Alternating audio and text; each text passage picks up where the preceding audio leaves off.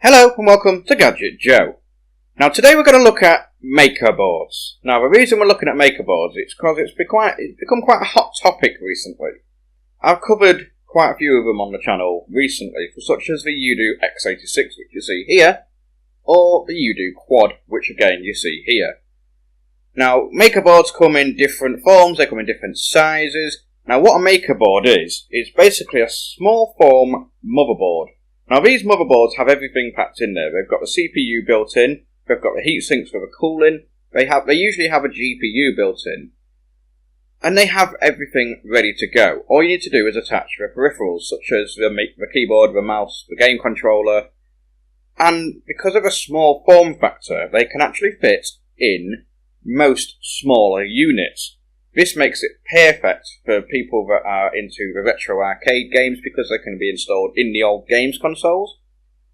There's a lot of them that are being installed currently in Game Boys. You can attach a small screen to them, whether it be a touch screen or a normal screen, and then have an input method that would allow you to basically turn it into a tablet or just a touch screen device. Not only that, it's not just built for gaming. Now the gaming is obviously one of the more popular ones to use, but you can actually run Windows on these. Now Windows, it won't be quite as powerful as your desktop system, but it will run most everyday tasks. You will be able to do internet browsing, you will be able to do YouTube, you'll be able to do your music, you'll be able to sort your files out, everything like that. Run an Office as well, and that's perfect if you want to save space. Now moving on from that, there's other options that you can do to it. A lot of them use them in productivity. So, for example, they're used to make robots like you see here.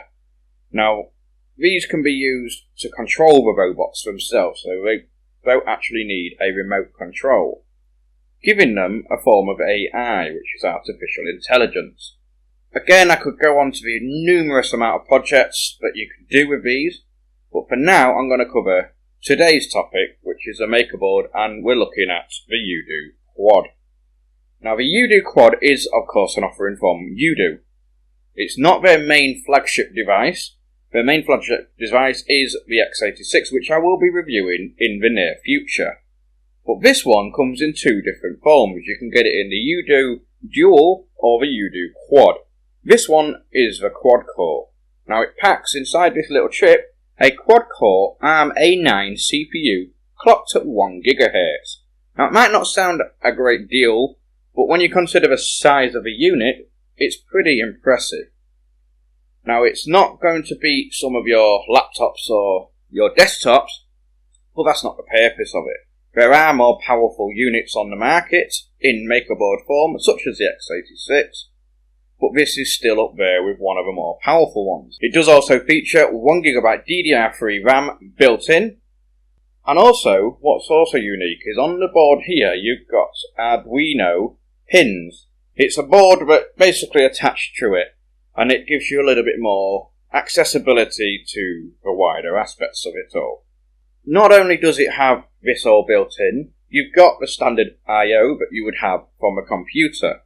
So on the top here, you actually have a HDMI output, you've got the Ethernet cable, you've got two USB 2.0 ports, you've got an audio in and an audio out through the form of speakers and microphones, you've got two mini USB on the go and standard, and then you've also got options for a SATA disk drive. Just hiding underneath here is actually a slot for a memory card in the form of a micro SD card as well. What I'm going to be doing with this board is I'm actually going to be doing every fortnight a different project with this board. And what I'm going to do is I'm going to show you step-by-step tutorials of how to do it, what you need, and what it does, basically, through the end of it. Starting from a retro gaming PC, which allows you to run all the emulators to run PSP games, Game Boy games, Nintendo games, SNES games, anything you could think of, and it will run this, plugged straight into your TV or a separate screen. Then I'll be doing other projects such as a remote controlled robot, all controlled through the board itself.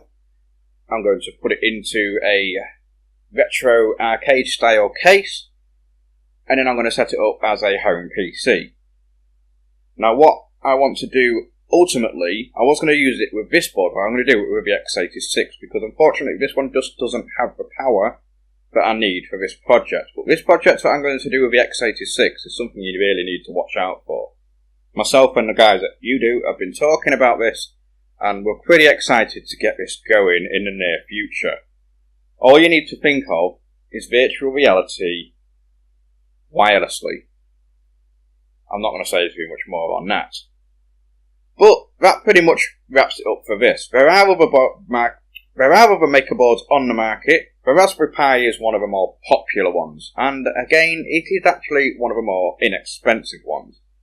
These ones do start at a higher price, but I feel they have slightly better components in there. So, if you want a board that's small, inexpensive, relatively powerful, to be your next basic home PC, or to run movies on it through the form of Kodi, or to be a games console for your kids or for yourself, then look no further than the UDOO Quad.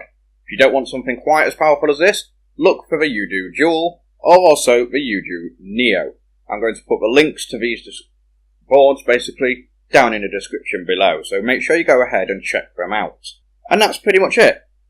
So, until next time, goodbye!